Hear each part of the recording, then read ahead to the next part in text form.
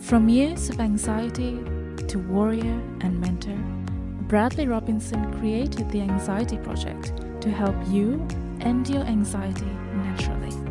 Let's mold the new you and let's end anxiety together. Hello and welcome to episode 212 of the Anxiety Project podcast. Here we are to talk about the unconscious mind. I am Brad Robinson. I am a certified CBT coach, NLP master practitioner, and I help so many people on my website, online, to overcome anxiety, to overcome that lost feeling, to be stuck in a rut, stuck in depression, stuck with no damn meaning, because I was there. If you've been listening to the podcast or if you've been exploring my YouTube channel, you know that I've been through a lot with anxiety. I've had anxiety on and off for most of my life. I had a generalized anxiety disorder in my mid-20s, which then went into agoraphobia, which is where you can't even leave your house. Like I remember, walking a block from my house and having a panic attack. It was that bad, but I overcame it naturally without medications, and I overcame it through a structured approach. I implemented CBT strategies, which is cognitive behavioral therapy tools, which help me rewire my anxious mind. But then I also tackled the unconscious baggage that I was lugging around for the 26 years of my life. And there was a lot there I had to contend with, a lot of stuff from my past, beliefs, values, and that's a big part of the healing process, is what's unconscious. And that's what today's episode is about, understanding that 95% of who you are. Now, we don't pay attention to that because, well, it's unconscious, right? So when I first learned about my unconscious mind, I was blown away. I had a huge paradigm shift. I thought that, why aren't we taught this in schools growing up? Because if you don't know about your unconscious mind, how are you going to live a healthy and productive life? Or meaningful life, rather, and productive too. But I remember Freud, he talked about the subpersonalities within human beings. We have anger, aggressions, lust, and it feels like whenever we're taken over by hunger, it's like we fall into this automation. It's like we don't have any control over hunger and that aggression. And these are like little deities within us, and it has more control over us than we have of it. You see it all the time when you're hangry, right? It's just you can't get a grip over this entity that just takes over your whole being. And then once you eat a sandwich or something, you're like, wow, who was that guy? I feel embarrassed. I feel guilty for being that way. You kind of beat yourself up over it. So today, let's explore together the unconscious mind, this unconscious process that, tends to just take over. And the first thing I want to touch on today is that the unconscious mind, it loves what's most familiar. And you see this with yourself. So you go to a new classroom, right? You sit down in your desk, you find that spot, but then when you come back the next day, you tend to go to the same spot, right? It's like going to the coffee shop. You go there once, and then now every time you go there, you're sitting in the corner. That's your seat, right? And whenever you see someone sitting in your seat, you're like, damn, they're in my seat, right? So this is interesting because this shows that the unconscious mind loves to make something that's unknown into something known, something familiar, right? You walk into a new classroom, it's unknown, it's unfamiliar, but your mind wants to explore and make it into something that's comfortable to you, right? And so sitting in the same seat, that's a great way to make the room comfortable for you.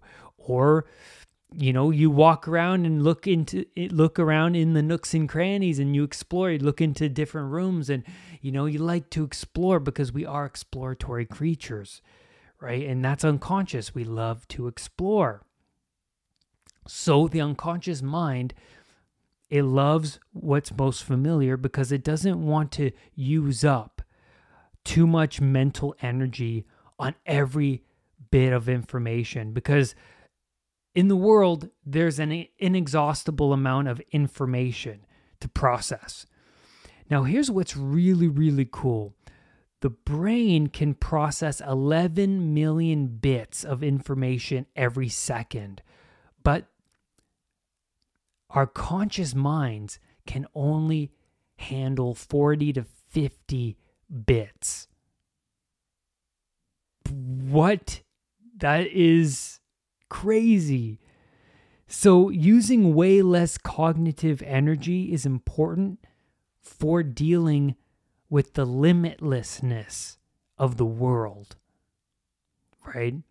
And so think of how much information your unconscious is taking in from your 5 senses: smell, taste, touch, feel, and see. There's a lot happening. You're absorbing that, especially when you go through something highly emotional. Your unconscious holds on to all of that experience like a movie or a picture, and we hold on to it forever, until we go back to that moment and reframe it and look at that experience from a different perspective. So your unconscious no longer needs to hold on to it because you've explored that memory. You've explored that experience. You told yourself why this is no longer serves as a threat to you and why you need to let it go. And the unconscious can give that up. It doesn't need to weigh you down anymore, because so many people, like my old self, they're stuck in the past. There's parts of them that are still stuck in their childhood, stuck in those childhood periods. And until you go back and explore and look at it from a different perspective, you are still going to hold on to those experiences. The unconscious mind wants to deal with what's relevant right now. We are goal-driven creatures, after all, with a built-in values hierarchy. What we attend to the most daily determines what we value. And to let go of one of these values because you've decided that it no longer serves your better self means the brain has to use cognitive energy to implement an unfamiliar behavior until it becomes automated, or in other words, familiar. It's difficult because you're giving up a part of your identity. Maybe 95% of your identity needs to be burned away, and that is no damn joke, because that was true for me. And this is what happens after your teenage years. And I've seen the Pleasure Island lifestyle for a teenager really catch up to them as they get older. They just don't get out of that Pleasure Island phase.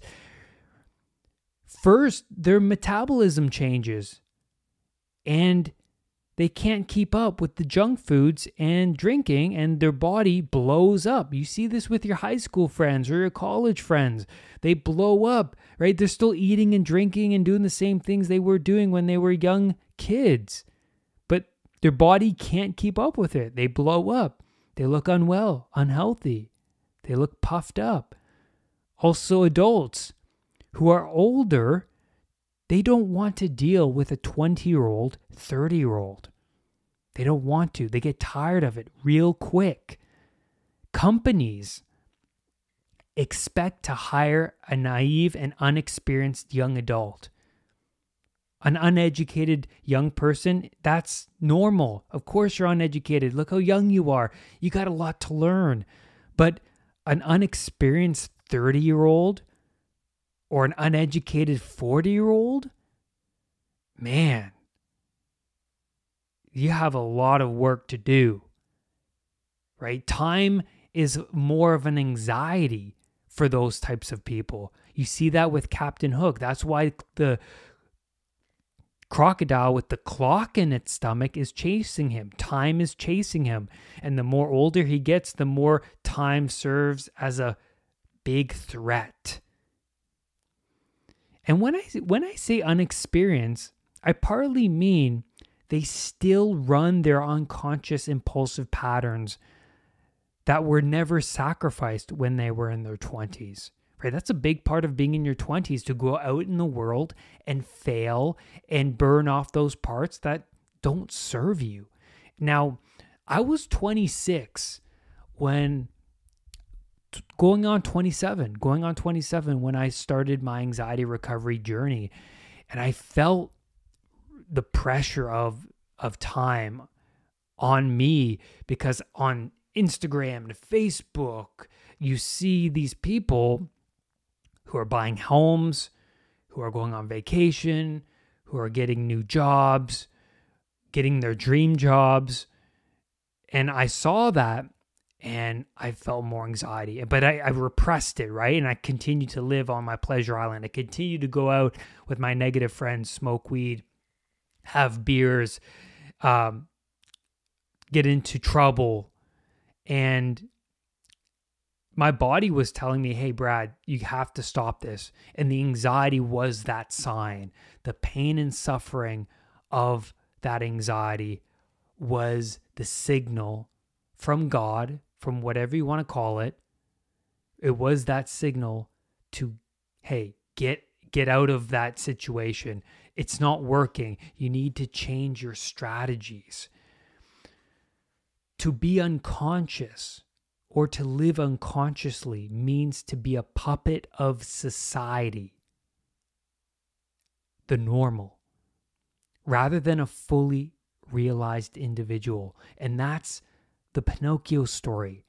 I love this story because it depicts that transformation from unconscious, hedonistic person to fully actualized individual, which is remarkable.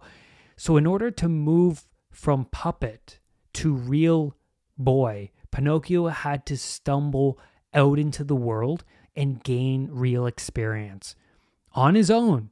Him and his underdeveloped conscience. That's Jiminy Cricket, right? And then he gets himself into trouble. He gets himself into all sorts of trouble. He gets manipulated by these 2-bit hoodlums on the street, the cat and the fox. And then he gets sold to a tyrant, the puppet master. And then he gets manipulated again by the 2-bit hoodlums. And then he gets taken by the coachman to Pleasure Island. But here's the thing about this story. Different characters throughout his journey are controlling his strings, right? They're controlling him. But Pinocchio, he's learning as he goes along. And that's the idea, is that you're going to fail, but at least he's failing forward. At least he's getting the feedback that he needs to not wind up in these scenarios again, right? Maybe it's not a good idea to be so naive when it comes to taking advice from these strangers and not picking up on their manipulative ways, right? You kind of, that's a very big learning curve. And Pinocchio winds up on Pleasure Island, where all of these unconscious children are forced into this hedonistic, pleasure-filled oasis, right? It's like Disney World. You're just forced. Go and have fun. Go and smash stuff. Go and smoke and drink and not care about anything. And this is really cool. It's on an island. And the island signifies that this place is divorced from reality. And that's your unconscious mind, right? To live unconsciously is to be divorced from reality. This is a place of unconscious impulsivity, because impulsivity is unconscious. On this island, the children are turning into braying donkeys. Literally, they're actually turning into donkeys, jackasses, beasts of burden. And this signifies something which I will talk about, but Lampwick, who's his friend on Pleasure Island, right? They're playing pool in this underground billiards hall, and Lampwick, who by the way is completely divorced from his own conscience, because he picks up the cricket at one point and he asks, "Who are you?" So that signifies that he is divorced from his conscience. And so since he's divorced from his conscience, he begins to grow donkey ears and a tail, and he begins to bray. But here's the thing, he fully transforms into a donkey, right? But since Pinocchio is not completely divorced from his conscience, he has some consciousness, awareness.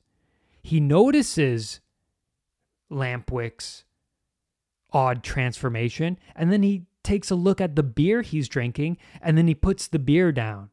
So Pinocchio notices that because of Lampwick's lifestyle, well, you gotta stop before it's too late.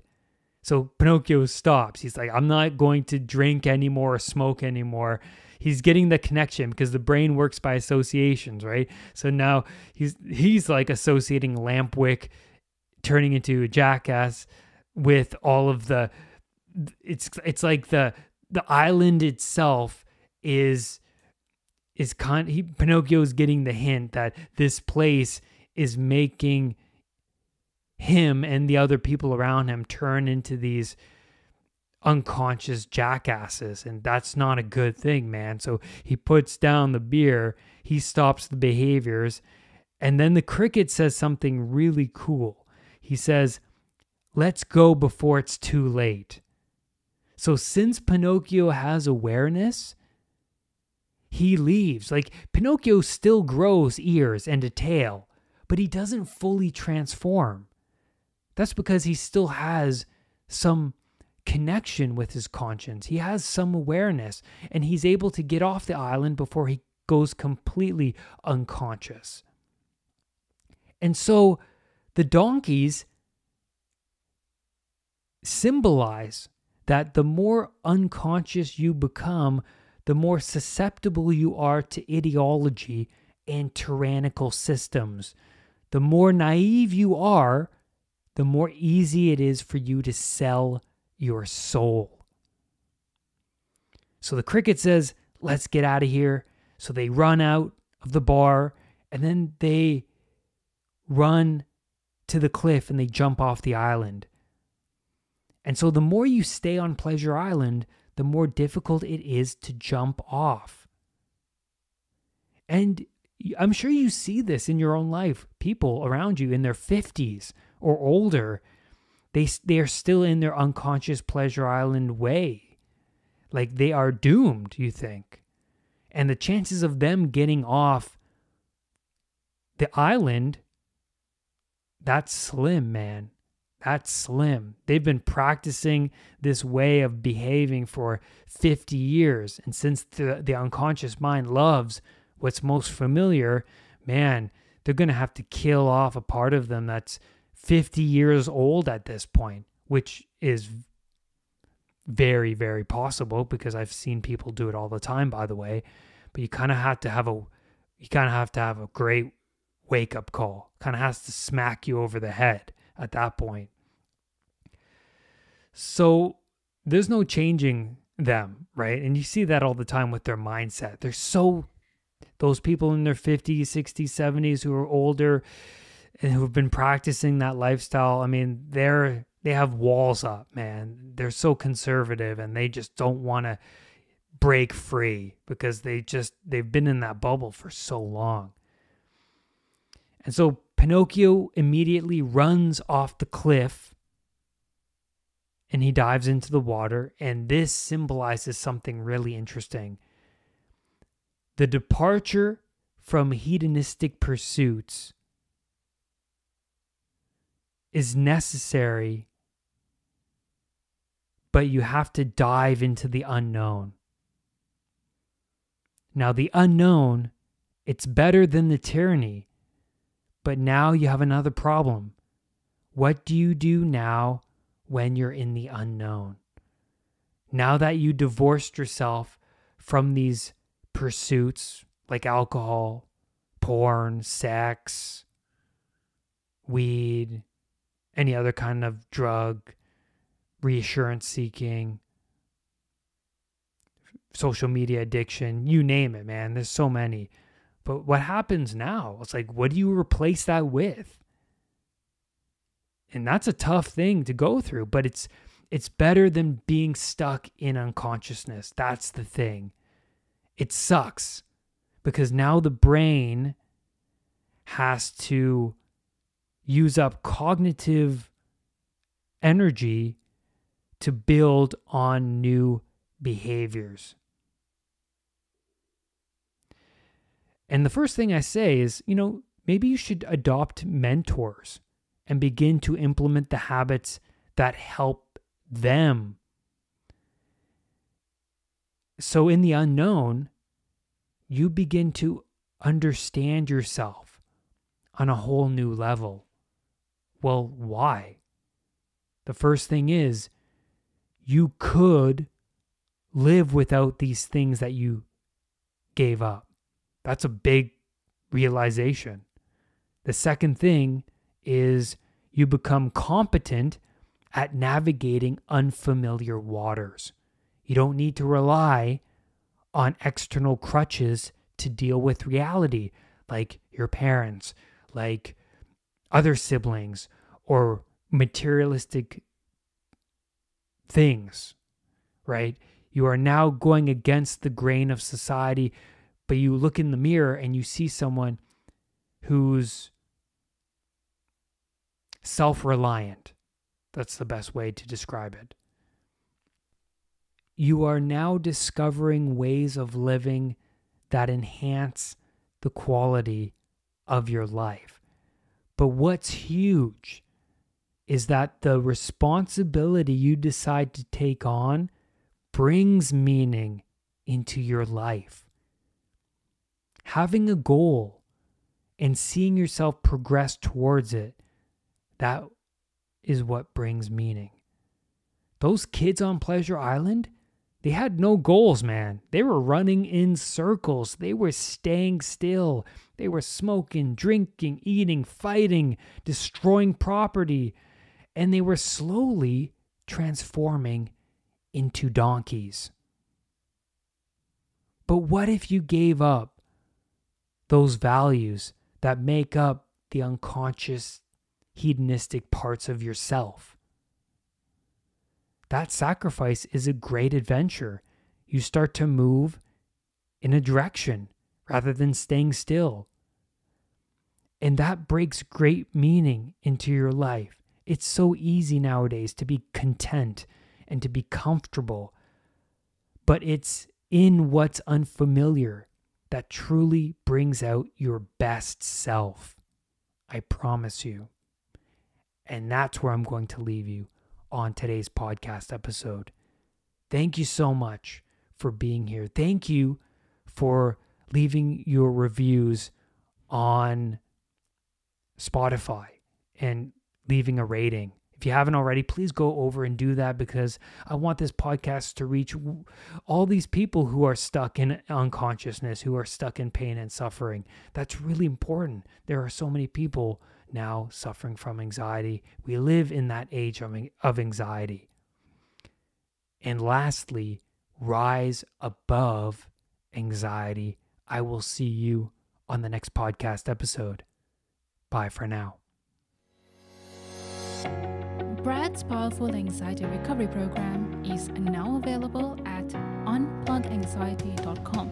The Anxiety Project program is downloadable and puts the power of anxiety recovery in your own hands.